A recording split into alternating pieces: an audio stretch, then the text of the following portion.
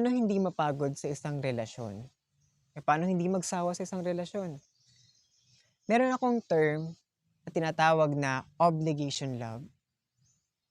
Napapagod ka kasi kapag yung trato mo dun sa karelasyon mo is parang trabaho.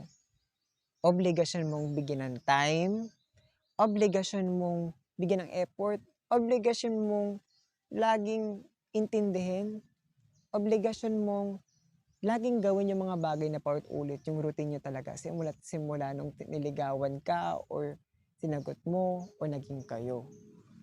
Ang problema dito is 'pag parang trabaho yung pagmamahal. Totoong sakripisyo siya, pero kapag nalagay sa isip mo na tatrabahuhin ko 'to para hindi siya umalis, dun ka mapapagod. Love must be one wire, one connection. Dapat yung flow niyo is similar. Kailangan parehas kayo ng takbo.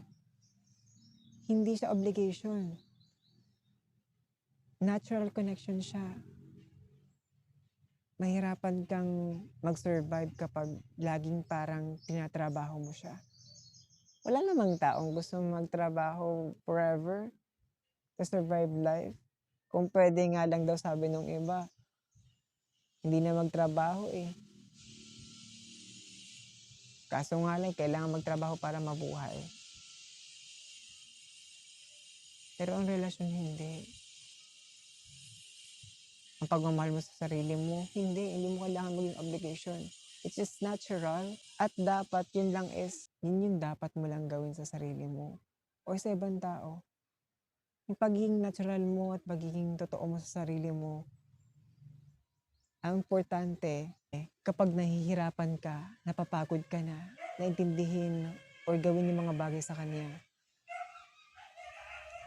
Pag dumating na sa point sa'yo yung mga bagay na yun, ask yourself now, okay pa ba ako dito? Napapagod na ba ako? O hirap na din ba ako? Minsan kailangan mo ng mag-space kapag feeling mo trabaho na 'to, na parang napapagod na din yung mental, emotional mo, at physical mo. Parang pagod na pagod ka ng gumising sa araw-araw dahil sa mga bagay na yun.